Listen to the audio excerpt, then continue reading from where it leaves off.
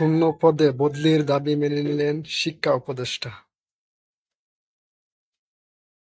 শিক্ষা ও চাকরি সংক্রান্ত আপডেট পেতে লার্নিং অ্যান্ড জব আপডেট চ্যানেলটি সাবস্ক্রাইব করে রাখুন।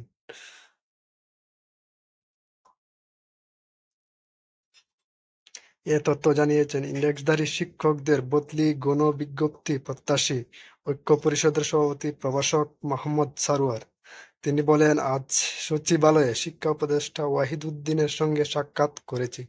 তাকে আমাদের কষ্টের কথা বোঝানোর চেষ্টা করেছি।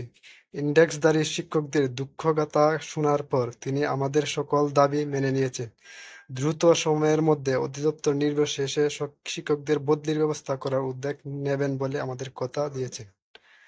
বেসরকারি শিক্ষা প্রতিষ্ঠানে কর্মরত ইন্ডেক্সধারীদের শিক্ষকদের শূন্য পদের বিপরীতে বদলির দাবি শিক্ষা উপদেষ্টা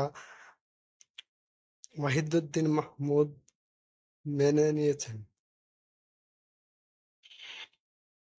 শিক্ষা উপদেষ্টাকে ফুল দিয়ে শুভেচ্ছা জানানোর আগে প্রভাষক মোহাম্মদ সারোয়ার ও মুক্তা প্রভাষক মোহাম্মদ সারোয়ার আরো বলেন, শিক্ষা উপদেষ্টা আমাদের জানিয়েছেন বদলি হবে এনটিআরসি এর মাধ্যমে। এজন্য সফটওয়্যার তৈরির নির্দেশনা দেওয়া হয়েছে।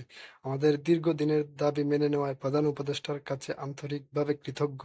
প্রসঙ্গত 2016 সাল থেকে এনটিআরসি এ গণবিজ্ঞপ্তির মাধ্যমে বেসরকারি শিক্ষা প্রতিষ্ঠানে শিক্ষক সুপারিশ করে আসছে। প্রথম গণবিজ্ঞপ্তিতে উপজেলাভিত্তিক শিক্ষক সুপারিশ করার ফলে নিজ উপজেলায় শূন্য পদ না থাকায় অনেক শিক্ষক বাধ্য হয়ে মাদ্রাসায় ও কারিগরি প্রতিষ্ঠানে নিয়োগপ্রাপ্ত হয়েছেন। দ্বিতীয় ও তৃতীয় গণবিজ্ঞপ্তিতে মেরিট পজিশন অনুযায়ী পর্যায়ে শিক্ষক সুপারিশ করা হয়েছিল। তাই দ্বিতীয় ও তৃতীয় গণবিজ্ঞপ্তিতে অনেক নিবন্ধনধারী শিক্ষক নিজ এলাকায় শূন্যপদ না থাকায় দেশের এক প্রান্ত থেকে অন্য প্রান্তে আবেদন করে সুপারিশ পেয়েছেন।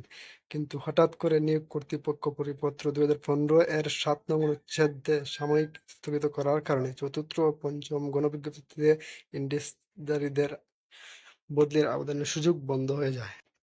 ফলে ইন্ডেক্সধারী শিক্ষকেরা এখন সমস্যায় পড়েছেন। বিশেষ করে নারী শিক্ষকদের পাশাপাশি পুরুষ শিক্ষকরাও নিজ উপজেলা থেকে 400-500 কিলোমিটার দূরে পরিবার ছেড়ে আরেক জায়গায় চাকরি করছেন।